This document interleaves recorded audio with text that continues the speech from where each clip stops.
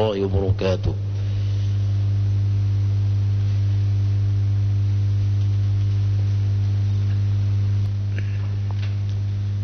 Bismillahirrahmanirrahim. Assalamualaikum warahmatullahi wabarakatuh. Alhamdulillah nahmaduhu wa nasta'inuhu wa nastaghfiruhu wa na'udzu billahi min syururina wa anfusina min sayyi'ina sallallahu ala Muhammad wa ala alihi wa sahbihi ajma'in. Amma ba'd. Puji syukur sama-sama kita panjatkan kehadirat Allah Subhanahu wa taala atas limpahan rahmat, karunia serta hidayahnya yang telah Allah berikan kepada kita, sehingga kita masih saat ini masih Allah berikan sehat jasmani kita, sehat rohani kita, untuk kita bisa mengabdi kepada Allah Subhanahu wa taala. Selanjutnya selawat juga beriring salam yang tidak pernah henti-hentinya kita sampaikan ke pangkuan alam Nabi besar Muhammad sallallahu alaihi wasallam. Coba kita bayangkan kalau Nabi Muhammad enggak diturunkan ke muka bumi ini, bagaimana? Bumi ini bagaimana? Karena Muhammad itu khususnya diturunkan untuk memperbaiki budi pekerti akhlak manusia. Tapi coba kita lihat saat ini bagaimana akhlaknya manusia dalam kehidupan keseharian. Jadi oleh karena itu para hadirin yang dirahmati Allah, wajar kita berselawat kepada beliau. Ya Allah, gak ada ilmu lain di dunia ini, gak ada para ahli yang hebat, tidak ada. Oleh karena itu para hadirin selalu kita berselawat kepada beliau, sehingga nanti di yaumil mahsyar kita akan kembali, beliau akan mengajak kita untuk mengikut beliau, insyaallah. Sama-sama kita doakan. Pada kesempatan yang berbahagia ini tentunya sebagaimana judul yang diberikan kepada saya, yaitu mengenai kesehatan. Dan kesehatan ini kalau kita hitung-hitung adalah salah satu kebutuhan dasar manusia, yaitu salah satu kualitas hidup kita, kebutuhan hidup kita. Jadi kebutuhan hidup tidak bisa. Jadi sebagaimana teori itu, ada teori namanya kebutuhan hidup, yaitu yang pertama adalah kita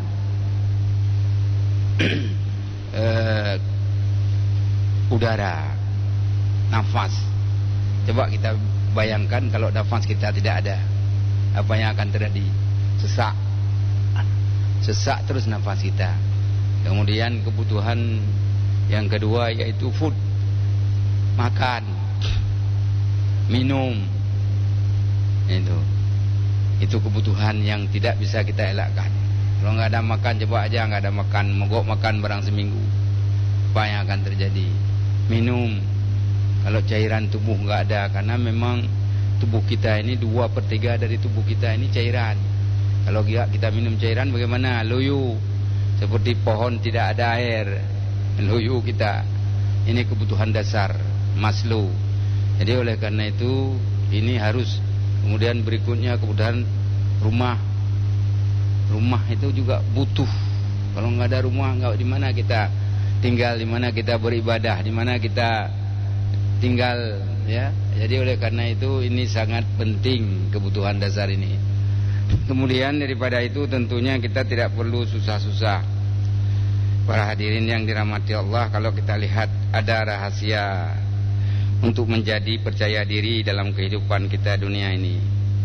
Itu antara lain mengetahui bahwa kita ini masih dicintai. Apapun jeleknya kita, apapun hebatnya kita, apapun kekurangan kita, tapi kita masih ada yang mencintai. Ya, paling tidak anak kita masih mencintai kita, keluarga kita masih mencintai kita. Ini yang perlu kita hargai, yang perlu kita yang perlu kita melihat hal-hal yang seperti itu. Oleh karena itu jangan kita sampai jatuh kepada stres, depresi dan segala-segala kejiwaan. Jadi oleh karena itu kalau kita masih di dalam diri kita ada, saya ini masih dicintai, oleh orang-orang tertentu. Jadi oleh karena itu tidak perlu kita hidup dalam keadaan stres. Kemudian menolak untuk hidup dengan rasa takut. Tidak perlu takut hidup ini. Yang perlu takut kita kepada Allah Subhanahu wa taala. Dengan sesama manusia tidak perlu takut. Jadi oleh karena itu kalau hal ini ada sama kita ini, insyaallah kita enjoy hidup. Kemudian positif. Apa itu yang positif? Selalu kita melihat positif. Sakit kepala kita positif, untung enggak sakit yang lain. Sakit hidung kita, untung enggak sakit yang lain. Ada teman kita yang enggak senang sama kita, untung dia enggak pukul kita, enggak bunuh kita. Jadi oleh karena itu selalu kita melihat yang positif. Jadi tidak melihat yang negatif. Kemudian berikutnya segera pulih dari kegagalan atau kemunduran. Ini banyak terjadi pada anak-anak muda ini.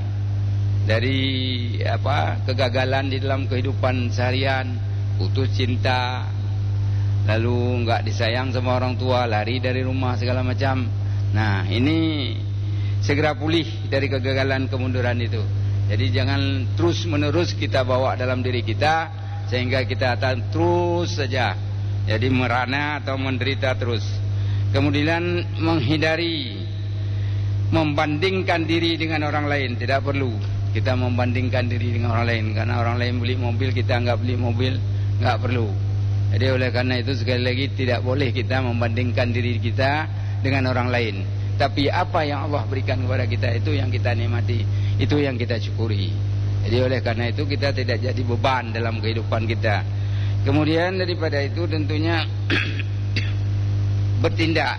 Jadi setiap ada kita mari kita bertindak menyelesaikan yang positif. Bagaimana kita menyelesaikan? Bagaimana kita bertindak? Kalau memang itu perlu yang keras ya keras, perlu yang mudah, yang sedikit, yang lembut sedikit ya caranya lembut. Jadi oleh karena itu bertindak ini sangat penting. Jangan kita diamin saja begitu. Jadi oleh karena itu kalau umpamanya kawan kita enggak senang dengan kita, apa tindakan kita? Kita datang kepada dia, kenapa kamu tidak senang dengan saya? Langsung aja terbuka. Jadi oleh karena itu kita tidak ada masalah hidup. Lalu tidak berpanjang angan-angan. Nah, jadi oleh karena itu tidak berpanjang angan-angan ini, kalau kita selalu berpanjang angan-angan tentunya ini akan mengakibat yang tidak benar. Jadi sehingga bisa bunuh diri, ya. Kalau angan-angannya panjang tapi enggak kesampaian, ini bisa bunuh diri. Jadi oleh karena itu kita menjaga diri kita supaya kita tidak terjerumus ke dalam dunia itu. Banyak kita lihat di mana-mana. Berikutnya yang perlu adalah doa, minta dikuatkan punggung kita untuk menerima ujian-ujian yang Allah berikan kepada kita. Selalu kita berdoa, tidak ada cerita lain. Jadi doa inilah yang merupakan alat yang paling ampuh untuk menghilangkan segala macam penderitaan di dalam diri kita. Kemudian tentunya Allah tidak suka kepada orang-orang yang melirik kenikmatan hidup orang lain.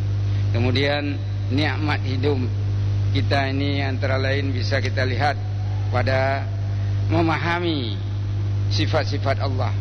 Di dalam surat An-Nisa tentunya Allah membuat rezeki manusia itu berbeda-beda, terhindar dari penyakit hati. Jadi rezeki kita memang beda-beda, tidak bisa sama. Jadi ini yang perlu kita cermati bersama, bahwa rezeki itu Allah berikan kepada kita, tapi beda-beda, supaya kita tidak atau masuk ke dalam penyakit hati. Kemudian sehingga terhindar daripada penyakit hati itu tadi. Bagaimana Allah tidak mungkin membebani seseorang di luar batas kemampuannya. Jadi benar-benar itu bahwa Allah tidak akan membebani manusia ini di luar daripada kemampuannya. Kalau itu yang kita pegang, tentunya kita tidak kemana-mana, pasti kita dekat dengan Allah, pasti kita enjoy saja hidup ini. Jadi oleh karena itu kadang-kala kalau sudah pensiun sudah susah. Nah, ini ada juga orang-orang seperti itu, sudah pensiun sudah stres hidup. Jadi oleh karena itu tidak perlu itu, karena Allah sudah akan memberikan kepada kita rezeki itu kalau kita hidup, kecuali kita memang tidak mau mencarinya. Kemudian hidup ini sebenarnya untuk memberi, sukacita memberi. Ya, apa itu sukacita memberi kepada orang-orang, kepada siapa? Jadi oleh karena itu, ini kalau kita memberi karena Allah, itu tidak ada sukacitanya. Jadi oleh karena itu kita memberi ini perlu, karena itu sedekah ini baik sekali untuk menghilangkan stres kita. Sebenarnya kalau kita memberi kepada orang lain, kita harus senang, bangga bisa memberi kepada orang lain. Kemudian daripada itu memperlihatkan kebaikan. Ini tentunya perlu kita memperlihatkan kebaikan kita ini kepada orang. Jadi sehingga orang-orang juga nanti barangkali bisa belajar dengan kita. Kemudian jagalah hati belas kasihan tetap terbuka. Jadi hati kita ini memang hati inilah yang akan memberikan dampak yang positif dalam kehidupan keseharian kita ini. Kalau hati kita bagus, tentunya kita akan mendapatkan hidayah Allah yang lebih baik. Kemudianlah daripada itu memilih untuk berbahagia. Kebahagiaan adalah sebuah pilihan. Tidak ada orang yang tidak mau bahagia. Jadi pilihan kita adalah bahagia. Kebahagiaan ini merupakan hal yang memang perlu oleh manusia ini. Kemudian berikutnya kemampuan untuk mempertahankan hubungan interpersonal dengan cara saling menjaga kesenangan bersama yang ditandai dengan kedekatan dan tegib. Seseorang dengan kemampuan ini akan merasa nyaman dan hangat dikala berhubungan dengan orang lain. Ini juga perlu kita kembangkan di dalam kehidupan kita ini, interpersonal relationship ini. Karena juga di dalam kehidupan keluarga juga ini yang perlu harus. Ada keluarga-keluarga yang anak pegabang mendua orang lintu ji atau lintu, anak cerita apa-apa kepada istrinya. Ini ada juga keluarga yang model seperti itu. Padahal kalau kita lihat perlu itu kita kembangkan dalam kehidupan, sehingga kita akan menghindari stres, depresi, segala macam kejiwaan lainnya. Jadi oleh karena itu memang perlu ini kita kembangkan di dalam kehidupan keluarga. Peka terhadap lingkungan sosial. Bagaimana ini? Kalau sosial perlu kita memberikan informasi, ya silakan. Penekanan pada kemampuan interpersonal. Nah, jadi ini bagaimana kita mengajak diri kita, diri orang, supaya mereka bisa mengikuti yang terbaik buat kehidupan ini. Kemudian kemampuan untuk mempresentasikan diri. Jadi kita memang perlu bagaimana cara mempresentasikan diri kita kepada orang lain. Artinya paling tidak di dalam pergaulan hari kita banyak kawan-kawan bisa mengenal, itu luar biasa.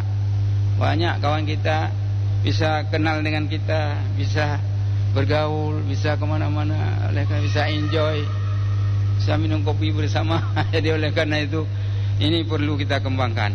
Kemampuan untuk terlibat di dalam suatu grup sosial secara kooperatif. Nah, ini juga perlu, masih kita, apalagi kita di kampung, di Menasah, masih kita bisa masuk di dalam kelompok-kelompok, bisa masuk dalam grup-grup, itu tidak mengasingkan diri kita. Ini perlu, kalau enggak itu kelainan, jiwanya enggak beres. Jadi oleh karena itu ini perlu hidup dengan kelompok, sanggup untuk bertanggung jawab demi tujuan kelompok daripada tujuan pribadi. Jadi oleh karena itu kalau diberi kepercayaan di dalam masyarakat, tentunya kita harus bertanggung jawab, bisa kita menjaga dengan baik, bisa kita menjalankan dengan baik. Kemudian orang-orang yang tidak memiliki kemampuan ini mempunyai sikap, yaitu sikap antisosial, kasar terhadap orang lain dan mengambil keuntungan dari orang lain. Nah ini kalau nggak bisa dia bergaul di dalam kelompok ini, tentunya orang-orang kita lihat akan kasar orangnya, hidupnya. Jadi sikapnya kasar. Jadi oleh karena itu ini perlu kita lihat orang-orang yang seperti ini. Kalau kita sudah mempelajari ini, kita tahu ini, tentunya di dalam kelompok nanti kita bisa melihat. Kalau ada orang-orang yang keras, itu orang-orang yang memang ngomongnya nggak beres. Ini nggak beres jiwanya. Kalau perlu nggak usah kita bergaul, jangan. Tapi kalau bisa kita mengajak dia untuk tidak berbicara seperti itu, boleh aja. Kemudian menolong orang lain sama dengan menolong diri kita sendiri. Nah ini, kalau kita menolong orang lain, kita rasakan saja. Kalau kita dibuat seperti itu umpamanya, nggak ada yang menolong, menanya pun yang ada, bagaimana perasaan kita. Kemudian daripada itu tentunya ada di dalam manajemen stres itu adalah kemampuan untuk menangani stres tanpa merasa terpecah belah. Jadi kehilangan kontrol atau tertekan.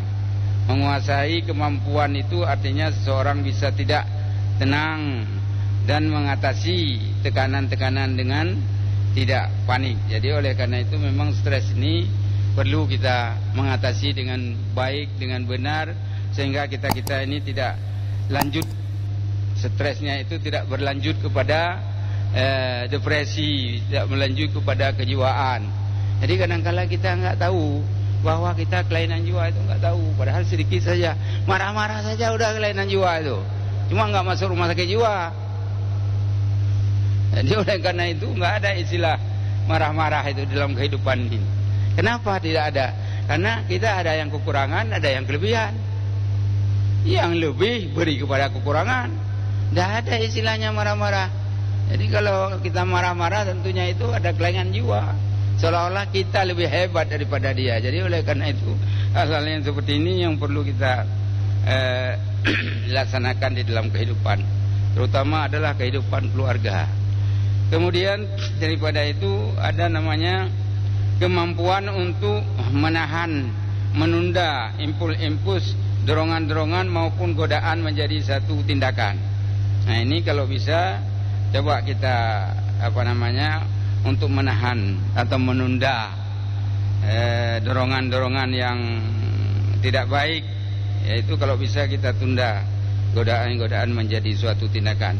Kemudian orang dengan masalah dalam hal ini akan memiliki toleransi yang rendah terhadap frustasi. Nah, ini kesulitan di dalam mengontrol amarah, menyakiti orang lain, serta perilaku-perilaku yang eksplosif serta tidak diduga-duga. Jadi oleh karena itu perlu ini dalam kehidupan kita ini banyak ilmu yang akan memberikan dampak kepada diri kita di dalam kehidupan, supaya kita menjadi orang-orang yang baik, orang-orang yang soleh. Kalau jadi orang-orang yang soleh kan nggak pernah marah. Jadi oleh karena itu bagaimana caranya supaya kita menjadi orang-orang yang soleh, orang-orang yang baik dan benar, tidak ada timbul amarah-amarah. Kemudian daripada itu tentunya kematangan emosi ini juga perlu kita perhatikan supaya kita tidak emosional.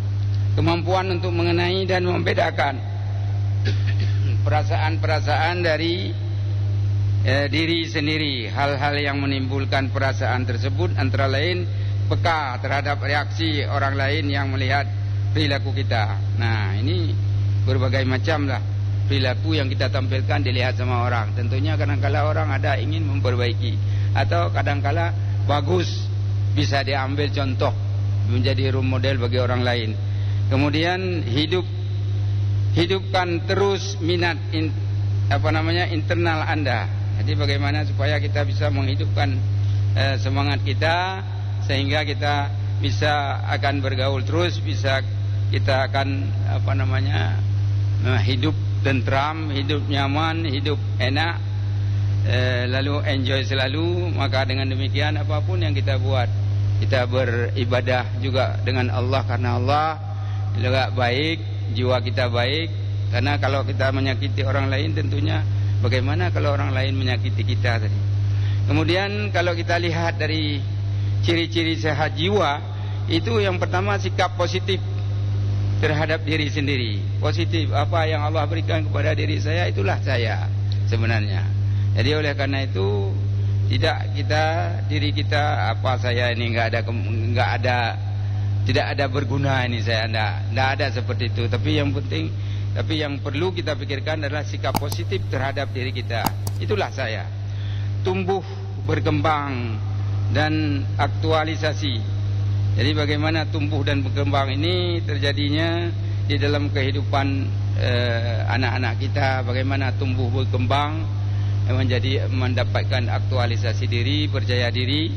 Ini tentunya akan oleh orang tuanya ini mengembangkan diri anaknya.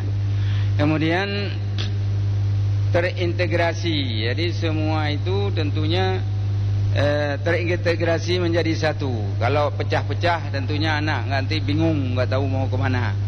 Kemudian otonomi juga perlu. Kemudian realitas persepsi atau penguasaan lingkungan, ini juga perlu dalam kehidupannya. Kemudian WHO menjelaskan bahwa dapat menyesuaikan diri secara konstruktif. Nah, ini pada kenyataan, ini kata WHO, yaitu World Health Organization, itu kesehatan dunia, mengatakan bahwa kita bisa menyesuaikan diri secara konstruktif pada kenyataan. Apapun yang kita miliki, tapi namun kita bisa menyesuaikan diri. Kemudian memperoleh kepuasan dan usaha kita. Jadi juga memperoleh kepuasan di dalam usaha kita, merasa lebih puas memberi daripada menerima. Nah, ini kalau ini ada sama diri kita luar biasa ini. Kemudian hubungan antar manusia, saling menolong dan memuaskan, Kemudian menerima, yaitu menerima kekecewaan sebagai pelajaran. Nah, ini juga sangat penting. Bagaimana kita, apapun yang kita dapati itu bisa kita terima dengan baik dan benar. Itu merupakan satu pelajaran bagi kita, yaitu menggerakkan rasa bermusuhan ini pada penyelesaian yang kreatif dan konstruktif. Jadi ini perlu kita pikirkan bagaimana menggerakkan rasa bermusuhan itu bisa menyelesaikan dengan baik, dengan konstruktif, dengan baik dan benar. Lalu mempunyai rasa kasih sayang. Ini juga di dalam diri manusia harus punya ini. Kalau ini sudah ada di dalam diri kita, insya Allah kita akan sehat badan kita. Jadi oleh karena itu tentunya para hadirin yang dirahmati Allah, dimanapun pemirsa mendengar yang budiman, ini kalau ini ada pada diri kita, insya Allah kita akan hidup tenang, tentram. Kita menjadi kawan-kawan kita tidak masalah. Lalu hidup kita akan mendapatkan perhatian dari mereka, orang-orang lain. Demikianlah sementara, mudah-mudahan ada manfaatnya bagi kita sendiri, bagi masyarakat, bagi pemirsa dimanapun berada. Pada Allah kemanapun sama manusia saya minta maaf. Saya akhiri wabillahi taufiq wal hidayah. Wassalamualaikum warahmatullahi wabarakatuh.